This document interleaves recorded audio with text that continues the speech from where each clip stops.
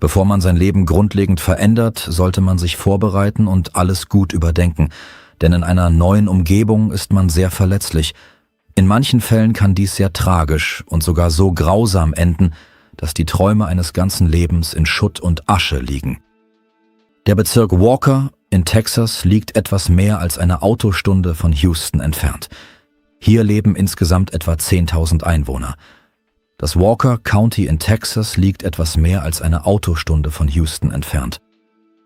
Die Gegend ist ländlich geprägt, mit unbefestigten Straßen, Ranches und kleinen Gemeinden. Normalerweise landen Menschen an solchen Orten, wenn sie eine Familie gründen oder dem Trubel der Großstädte entfliehen wollen. Hier wurde Jared Dicus geboren und wuchs auf. Seine Familie war bei den Einheimischen gut bekannt. Sie waren recht wohlhabend. Die Eltern besaßen mehrere Immobilien und Grundstücke. Sie lebten in einem geräumigen Haus, das selbst im Vergleich zu den großen Ranches der Gegend hervorstach. Die Familie Dicus besaß ein riesiges Haus, vor dem ein kleineres Gästehaus errichtet worden war. Als der Junge älter wurde, wurde dieses zu einem Wohnhaus für Jared umgebaut. Der junge Mann nutzte diese Unterkunft gerne. Damit erfüllte er sich den Traum vieler junger Amerikaner. Er musste keine Wohnung mieten. Genau hier ließ er sich zusammen mit seiner jungen Ehefrau nieder. Seine Frau hieß Angie. Sie wurde 2001 in Nicaragua geboren. Nach Erreichen der Volljährigkeit wanderte sie auf der Suche nach einem besseren Leben in die USA aus. Ihr Lebensweg war von Anfang an viel schwieriger als der von Jared. Das Mädchen wurde in eine Familie hineingeboren, in der die armen Eltern kaum über die Runden kamen. Von klein auf erlebte sie, wie es ist, unter ständigen finanziellen Schwierigkeiten zu leben. Es überrascht nicht, dass das Mädchen fleißig aufwuchs und ihrer Familie schon früh half. Dabei war sie sehr ruhig und freundlich. In der neuen Heimat verhielt sie sich zurückhaltend und zog es vor, zu arbeiten, um sich selbst zu versorgen und ihrer Familie zu helfen. Angie träumte davon, sich eine Zukunft aufzubauen. Sie wollte einen Amerikaner kennenlernen, um zu heiraten, sich an ihrem neuen Wohnort niederzulassen und Unterstützung zu finden. Die junge Frau war charmant und liebenswert. Schon bei ihrer ersten Begegnung mit Jared erregte sie die Aufmerksamkeit des jungen Mannes. Das geschah einige Zeit nach ihrem Umzug. Angie hatte kaum Zeit gehabt, neue Bekanntschaften zu schließen. Innerhalb weniger Jahre gelang es ihr, eine Bleibe und gleich mehrere Jobs zu finden. Alle sahen, wie glücklich die junge Frau darüber war, dass sie es so weit gebracht hatte. Angie hatte große Pläne für die Zukunft. Sie war überzeugt, dass in den Vereinigten Staaten alles gut gehen würde. Sie ahnte nicht, wie sehr sie sich irrte. Die Lebenswege von Jared und Angie kreuzten sich gegen Ende des Jahres 2022. Alle, die den jungen Mann gut kannten, sahen, dass er nach dem ersten Treffen von Angie fasziniert war. Er beschrieb sie als eine sehr energiegeladene und attraktive junge Frau, mit der er eine romantische Beziehung aufbauen wollte. Natürlich trug sie selbst nicht weniger dazu bei, da sie aktiv wurde, sobald sie Jared kennengelernt hatte. Die junge Frau sah in ihm den perfekten, zukünftigen Ehemann und Vater. Trotz kultureller und sprachlicher Barrieren ergriff Angie selbst die Initiative. Dabei spielte es keine Rolle, dass ihr Englisch noch lange nicht perfekt war. Umso mehr war das Umfeld der jungen Leute überrascht, als das Paar einen Monat nach dem Kennenlernen im Oktober 2022 seine Hochzeit ankündigte. Sie feierten eine kleine private Zeremonie. Auf den ersten Blick glich die Geschichte dieser jungen Leute einem wahr gewordenen Traum der jungen Frau. Sie zogen in ihr Haus in einer kleinen Stadt. Es schien, als könne Angie aus Nicaragua nun eine perfekte amerikanische Familie gründen, Kinder bekommen und eine Karriere aufbauen. Jared hatte alles, was dafür nötig war. Der junge Mann war der Sohn wohlhabender Eltern. Es schien, als hätten sie keine Geldsorgen. Er liebte seine Freundin aufrichtig. Doch hinter den Kulissen dieses makellosen Lebens sah alles nicht mehr so rosig aus. Vor Beginn der Beziehung war Angie sehr aktiv in den sozialen Netzwerken, veröffentlichte ständig Fotos und verschiedene Beiträge. Doch nach der Heirat wurden solche Veröffentlichungen immer seltener. Kurz nach der Hochzeit hörte sie praktisch auf, Fotos mit Jared zu machen. Ihre Angehörigen begannen, sie nach dieser Veränderung zu fragen, die für eine aktive und gesellige junge Frau untypisch schien. Doch sie antwortete nur widerwillig auf diese Fragen. Es kam der Verdacht auf, dass ihr Mann ihr all dies verbiete. Angie wies die Fragen nur ab, versicherte, dass in ihrer Beziehung zu Jared nichts Zwanghaftes sei, bestätigte aber gleichzeitig, dass ihr Ehemann dennoch Einfluss auf sie ausübe. Das zehre emotional an ihr. Das überraschte allerdings niemanden sonderlich. Trotz der insgesamt guten Beziehung zur Familie Dicus wussten viele Anwohner, dass ihr Sohn Probleme mit dem Gesetz hatte. Außerdem hatte er Probleme mit illegalen Substanzen und Alkohol. Seine Eltern wussten das sehr wohl, sprachen aber nicht mit Angie darüber, da sie glaubten, die Ehe würde sich positiv auf ihren Sohn auswirken und er würde all seine schädlichen Gewohnheiten aufgeben. Tatsächlich war das Gegenteil der Fall. Kurz nach der Hochzeit begann er sich noch schlechter zu benehmen. Die örtliche Gemeinde wusste, dass Jared dazu neigte, sich zu betrinken und illegale Substanzen zu konsumieren, woraufhin er sich nicht ganz angemessen verhielt. Er war aggressiv und geriet oft in Schwierigkeiten. Deshalb geriet der junge Mann ins Visier der Polizei, als er zum ersten Mal betrunken am Steuer erwischt wurde und die Situation sogar noch verschlimmerte, indem er Polizeibeamte bedrohte. Viele waren der Meinung, dass er ohne seine wohlhabenden Eltern hinter Gittern gelandet wäre. Die optimistischsten Anwohner glaubten jedoch, dass Angie ihren Mann tatsächlich auf den rechten Weg bringen könnte. Das Paar bezog sofort ein großes Gästehaus, das sich auf dem Gelände der Dicus-Familie befand. Es wurde schon lange nicht mehr bestimmungsgemäß genutzt und nun überließen die Eltern es vollständig dem frisch vermählten Paar, damit sie komfortabel leben und dabei unabhängig bleiben konnten. Leider spielte dies Angie einen bösen Streich.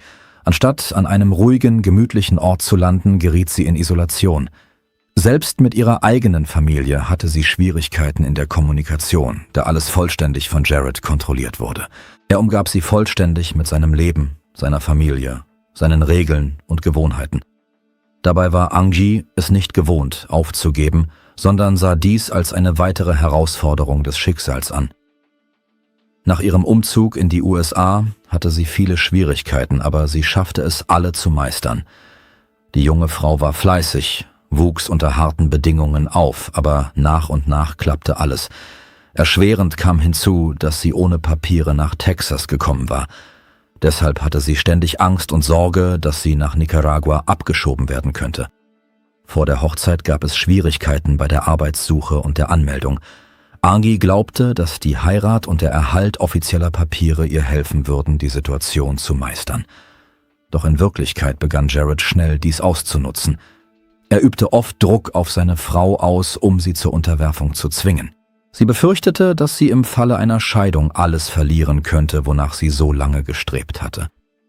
Schon bevor sie Jared kennenlernte, hatte die junge Frau viel gearbeitet.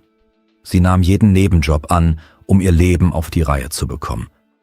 Nach der Hochzeit ging das alles weiter. Sie stand vor Sonnenaufgang auf und ging zur Arbeit in das örtliche Fitnessstudio. Danach ging sie in einen Fastfood-Laden, wo sie ebenfalls bis zum Ende des Tages jobbte. Die Hoffnung, dass es in der Ehe leichter werden würde, erfüllte sich nicht. Auch sie musste viel arbeiten. Dennoch verloren einige Jobs nach der Hochzeit ihre Bedeutung. Sie musste sich neue Nebenjobs suchen. Und Jared war größtenteils arbeitslos. Er fand nur gelegentlich eine Anstellung, blieb dort aber meist nicht länger als einen Monat. Wahrscheinlich spielte die Stadt selbst dabei eine große Rolle. Sie war zu klein. Alle wussten, dass Jared ein Problemfall war, und es gelang ihm nicht, eine feste Anstellung zu finden. Die Angehörigen glaubten, dass der junge Mann sich mit aller Kraft bemühte, seinen Platz im Leben zu finden, aber andere waren der Meinung, dass er sich einfach treiben ließ und die Privilegien seiner Eltern ausnutzte. Dabei konnte der junge Mann sehr charmant sein, wenn er wollte. Doch das verging schnell, nachdem er Angie geheiratet hatte. Nun zeigte er seine impulsive Seite, seine Unsicherheit und seine Boshaftigkeit. Vor der Heirat hatte die junge Frau keine Ahnung, dass er seit vielen Jahren unter Verhaltensproblemen litt. Doch nun wurde all das offensichtlich. Schon im ersten Monat begannen die Veränderungen. Zunächst begann Angie, sich von all ihren Freunden und sogar ihren Angehörigen zu distanzieren. Die Kollegen bemerkten, dass die einst lebensfrohe junge Frau nun niedergeschlagen zur Arbeit erschien. Oft sah sie so aus, als würde sie weinen, wenn niemand sie sah. Angie begann, Kleidung mit langen Ärmeln zu tragen, selbst wenn es sehr heiß war. Es schien, als würde sie etwas verbergen. All das wurde immer beunruhigender. Jared sprach kein Spanisch und Angie hatte nur geringe Englischkenntnisse. Aus diesem Grund hatte sie sogar Schwierigkeiten, sich mit ihrem Mann zu verständigen. Nach einiger Zeit bemerkte das engste Umfeld der jungen Frau, dass ihr Ehemann für sie zu einer Art Übersetzer geworden war. Er war derjenige, durch den Angie den Kontakt zur Außenwelt aufrechterhielt. Dabei war offensichtlich, dass er dies nicht aufrichtig tat, sondern aus eigenem Interesse. Der Mann begann, seine Frau zu manipulieren, dominierte sie, und parallel dazu nahm sein Konsum illegaler Substanzen immer häufigere Züge an. Er konnte das Haus verlassen und erst spät in der Nacht zurückkehren. Die Nachbarn hörten in solchen Momenten laute Streitereien im Gästehaus der Familie Dicus und konnten die Schreie der jungen Leute vernehmen. In der Öffentlichkeit verhielt sich Angie weiterhin so, als wäre alles normal. Sie sprach mit niemandem über ihre Probleme, arbeitete nach wie vor viel, erzählte aber nie davon, was in ihrem Familienleben vor sich ging. Die Leute vermuteten, dass sie körperlicher und emotionaler Gewalt ausgesetzt war, doch Angie selbst bestätigte dies nicht. Bemerkenswert ist, dass sie mehr als einmal ihre Hände zeigte, auf denen trotz der langen Ärmel keine blauen Flecken zu sehen waren. Dass sie plötzlich andere Kleidung trug, erklärte sie mit der Eifersucht ihres Mannes, der nicht wolle, dass andere Männer sie anstarren. Ende 2022 bestand die Ehe von Jared und Angie bereits seit 3 Monaten, doch alle, die ihnen nahe standen, spürten bereits eine starke Anspannung in der Beziehung des Paares. Die Flitterwochenphase war schnell vorbei. All dies wich der Dominanz eines herrischen und nicht ganz zurechnungsfähigen jungen Mannes. Dabei machte man sich wenig Sorgen um Angie. Einerseits konnte sie aufgrund der Sprachbarriere und der totalen Kontrolle ihres jungen Ehemanns einfach nicht über ihre Probleme sprechen. Andererseits hatte sie in den USA keine Verwandten, die ihr Unterstützung hätten bieten können. Das Paar lebte auf dem Grundstück der Familie Dicus. Es schien, als könnten Jareds Mutter und Vater ihr helfen. Angies Kollegen, die sie schon seit einigen Jahren kannten, bemerkten, dass sie sich anders verhielt. Früher hatte sie über Jareds Eigenarten gelacht, doch nun gestand sie einigen Freundinnen, dass er sie total kontrolliere. Sie hoffte noch, dass sich die Situation ändern würde, doch diese Hoffnungen erwiesen sich als vergeblich. Ihren Freundinnen erzählte sie, dass Jared oft betrunken nach Hause komme. Sie stritt sich mit ihm. Aus diesem Grund kam Angie immer öfter unausgeschlafen zur Arbeit. Dabei leugnete sie weiterhin häusliche Gewalt, erkannte aber bereits, dass sie sich in einer misslichen Lage befand. Ihre Familie lebte Tausende von Kilometern von den Vereinigten Staaten von Amerika entfernt. Angie hatte nicht einmal ein Auto und im Grunde genommen keinerlei Unterstützung, und ihr Aufenthaltsstatus zwang sie dazu, Angst zu haben und sich ihrem Mann zu unterwerfen. Auch Jareds Eltern begannen in dieser Zeit Veränderungen in seinem Verhalten zu bemerken. Er wurde immer verschlossener, gereizter und aggressiver. Dabei sahen sie, dass seine Frau seinen Angriffen eher widerstand, anstatt selbst zu versuchen, totale Kontrolle über ihren Mann auszuüben. Doch auch Jareds Eltern unternahmen nichts, da sie überzeugt waren, dass die Beziehung zu Angie ihren Sohn dazu bringen würde, verantwortungsbewusster zu werden und sein Verhalten zu überdenken. Sie waren sicher, dass dies einfach Zeit brauchte. Vielleicht beruhigte es Mutter und Vater, dass das junge Paar in ihrer Nähe wohnte. Ihre Streitereien beschränkten sich immer nur auf Geschrei. Niemand hatte jemals körperliche Gewalt in dieser Familie beobachtet.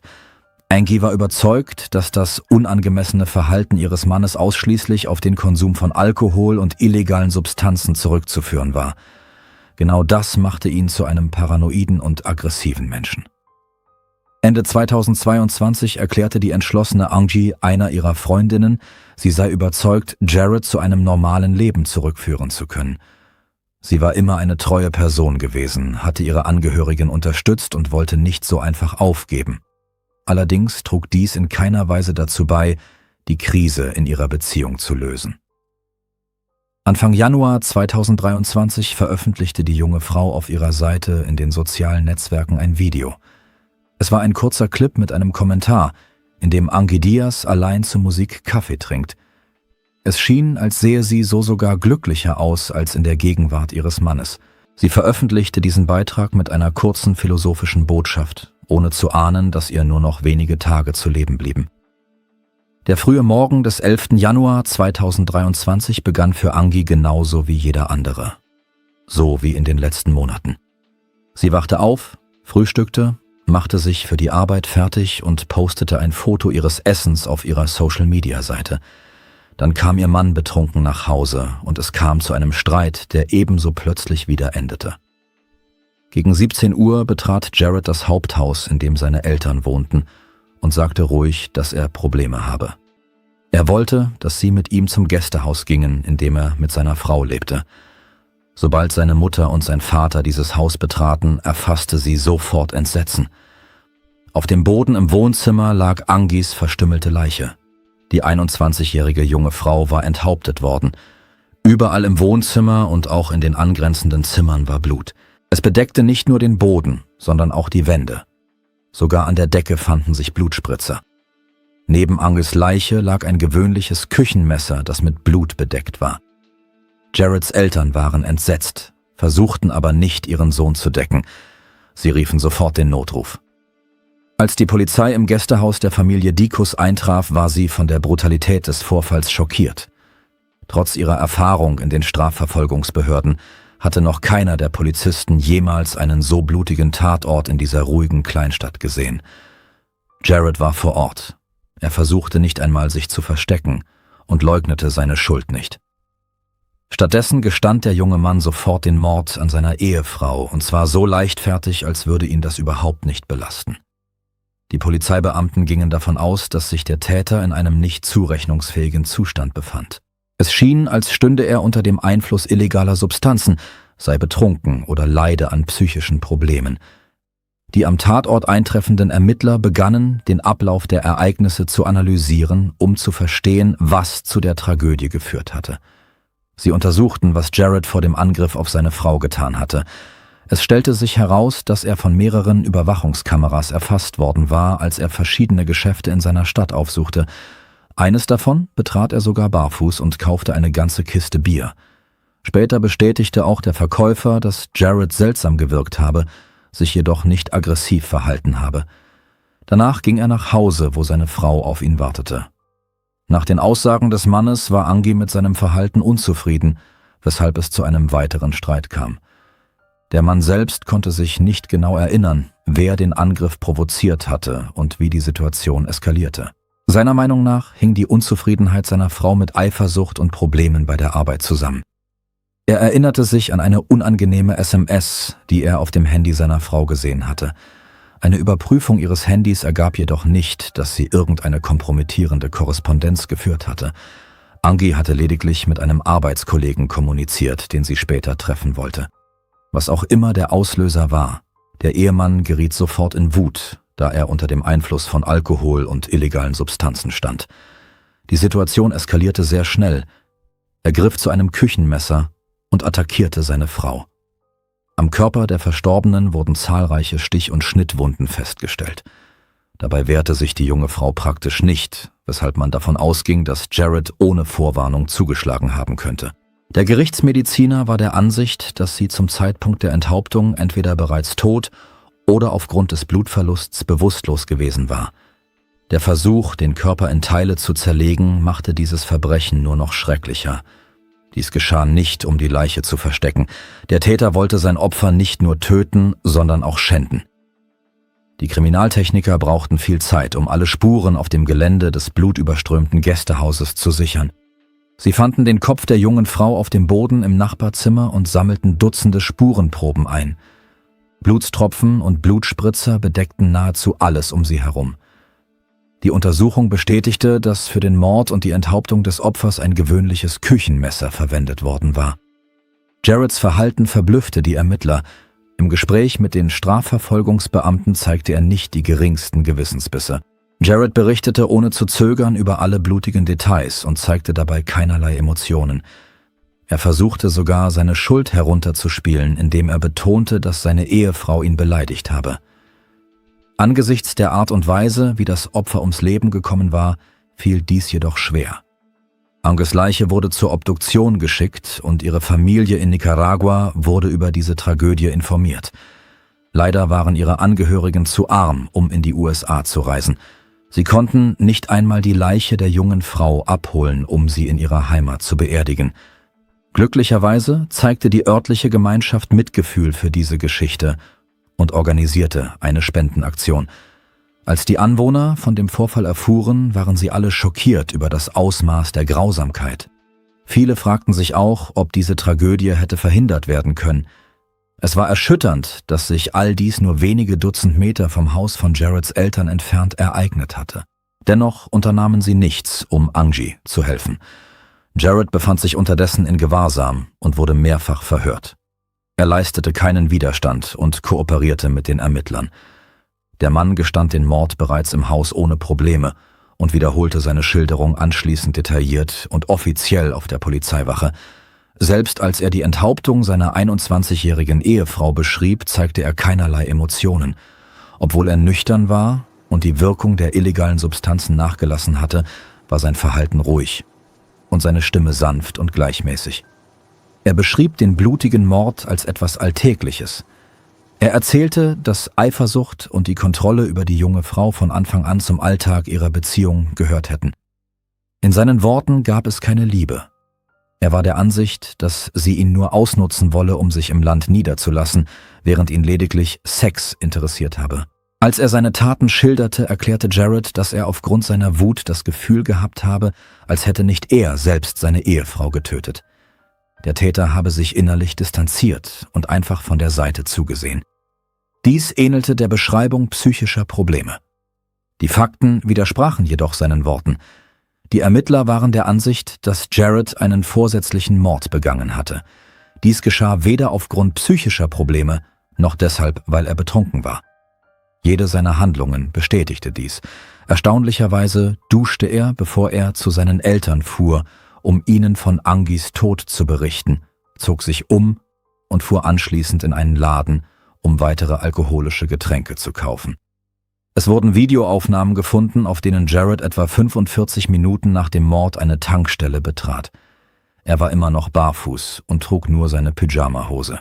Als man mit dem Verkäufer sprach, bestätigte dieser, dass der Kunde ruhig gewirkt habe und etwas seltsam gewesen sei, aber nichts darauf hingedeutet habe, dass er einen Mord begangen hatte. Nach seinem Geständnis wurde Jared offiziell wegen Mordes ersten Grades angeklagt und gegen eine Kaution von $500.000 festgehalten. Der junge Mann selbst hatte nicht das Geld, um diesen Betrag aufzubringen, und seine Eltern weigerten sich, dies zu tun. Der junge Mann wurde in eine Abteilung für Häftlinge mit psychischen Problemen verlegt. Es bestand zudem der Verdacht, dass er versuchen könnte, sich das Leben zu nehmen. Deshalb stand Jared unter verschärfter Bewachung. Der Anwalt versuchte, das Ausmaß der Schuld des Mörders zu minimieren. Von Anfang an stützte er sich auf die Unzurechnungsfähigkeit und forderte die Durchführung psychiatrischer Gutachten. Während der Haftzeit in Erwartung des Prozesses wurden tatsächlich zahlreiche Untersuchungen zur Analyse der psychischen Gesundheit des Täters durchgeführt. Die Vorverhandlungen waren für Anfang 2024 angesetzt.